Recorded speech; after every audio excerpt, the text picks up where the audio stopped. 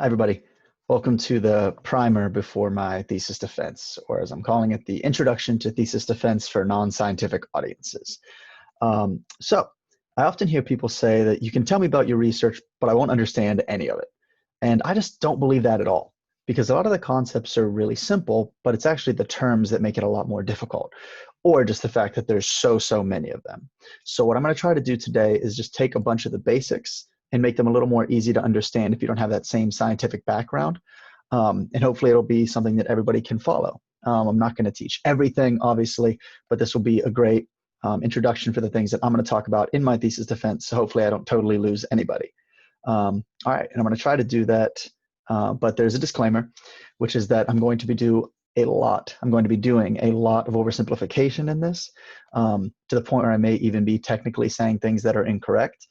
But my goal is to really focus on the rules here and not the exceptions, because you start getting bogged down in the little details and you lose the main purpose you're going for. So to all of my scientific audience, when I say something, it may not be exactly right, just bear with me, because that's not the goal here. We're just trying to get the main points across. So I'm going to try to do four main things, which is teach the audience about cells, DNA, RNA, protein, and lipids, do a quick walkthrough of a Western blot. That's a technique I'll talk about.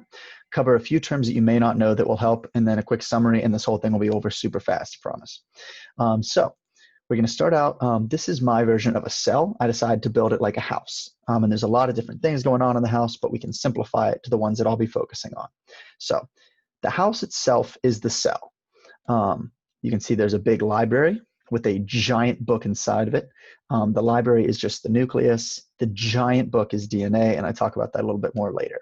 And then there's also things in the house like a recycling bin, a generator, and a toolbox, or a tool bench. And this is how the cell recycles, generates energy, and makes things. Pretty obvious. So the actual names for these things, this is the autophagosome, or autophagy as I might call it. The generator is the mitochondria, as you might know, the powerhouse of the cell. That's how you get energy for the house. And then the toolbox is where you make a lot of things. We talk about this a little more later, but that's the ribosome. And you don't even really need to know about the ribosome for this, just getting the general idea across. What will be really important is the recycling bin and the generator, aka autophagy and the mitochondria. And that's it. The other thing I'll point out is just how big this book is, but we'll talk about that in a moment.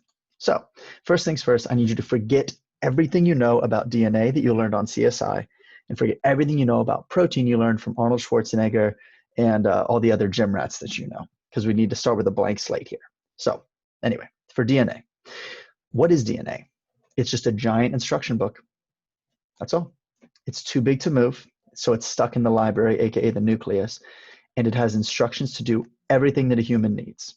I'm not going to tell you what DNA stands for because it doesn't matter right now. All you need to know is just this big instruction book that can't go anywhere. That's all. So what is RNA? RNA are just little notes with instructions on how to make proteins, and they're made from DNA. So you go to the big book, you take a little note, and then you use that note to make a protein. That's all you need to know for RNA. Then proteins. This part's important because this is one that I feel like doesn't really get across to the general audience. Proteins are not just things that bodybuilders shake up and chug to get jacked. They are little units that do everything. They are responsible for helping the cell move or grow, signaling to other cells, and tons of other functions. And most importantly, there's about 20,000 different proteins, and each one does something different. Now, again, to my scientific audience, a couple of these things are wrong, but for the most part, I think that gets the point across. This is not just protein. There are all these little things that have all kinds of different functions, and they're very important. And then finally, lipids. So these protect the cell. They're basically the walls of the house. But some lipids also can do other things, like send signals for the cell to grow, recycle, or die. And this is important for my talk because I work a lot with lipids. So in summary, the cell is just a big house with a big library, recycling bins, generators, etc. DNA is just a giant instruction book.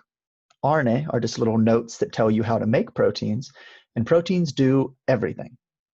And then finally, lipids protect the cell and sometimes send some signals, which is really important for my talk. That's pretty much it. So that's already the first part down. And if you're keeping up, you're doing great. So now we're going to do a walkthrough of a Western blot. So what is a Western blot? It's a way to measure the one specific protein and not the other 20,000, because each one does something different. So we want to really focus on just one. And then to interpret, it's pretty easy. The darker the spot, the more of that protein there is. And these spots are called bands. So if I call it that, that's what I mean. And then finally, we need to compare it to a loading control, but we'll talk about that a little bit after. So we just want to measure one protein. Darker is more. Easy enough. So what we're going to do is an experiment. So we're going to use two drugs, drug A and drug B, and see how they affect cell death protein 1, a protein I just made up for this experiment. So we're going to have 3 dishes of cells. And you're like, why 3? We only have 2 drugs. Always have to have a control. Very important. So we're going to have our first dish of cells where we don't have any drug. Our second dish, we have drug A, and our third dish, we have drug B. And we just add it to those 3 groups. That's step 1. Step 2 is we want to collect the proteins from these 3 groups of cells. So basically you destroy the cells themselves and only take the protein from them. That way you're only measuring protein, not lipids or DNA or RNA. So far, we treated the 3 groups of cells, and now we took the proteins out. And then 3, we just measure the amount of cell death protein 1. So we only look at that one protein. And then you notice I'm skipping steps 4 and 5 for the moment, but we'll come back to those. And then finally, we just compare how the proteins, or in this case, cell death protein 1 changes after drug A or drug B. So let's look at the experiment results. So this is measuring how much cell death protein 1 there is. And this is from the proteins from the cells that were treated with no drug. So when we don't add any drug to cells, how much cell death protein do they have? And you can see, it's kind of grayish. You can definitely tell that it's different than the background. So now we add drug A to the cells and collect that protein. And if you look, you can see it's much darker. A darker band or spot means that we have more protein here. So now let's see what happens when we add drug B. You can barely see anything at all. So not only is it less than here, but drug B, the protein, is even less than here. So if you just look at this, you can say that there's more cell death protein A when you treat with drug A, or cell death protein 1 when you treat with drug A, and less cell death protein 1 when you treat with drug B. Pretty easy. But how do I know I didn't just add more of every protein? Because if I add more of all the proteins, then it will seem like I have more here, and it seems like it changes with the drug, but maybe everything changed, or maybe I just put way too much here. So this is where we need our loading control. We need to compare to something that doesn't change. So in this case, we have our loading control here. So the same proteins that are here are also here. Same ones that are here, and here are here.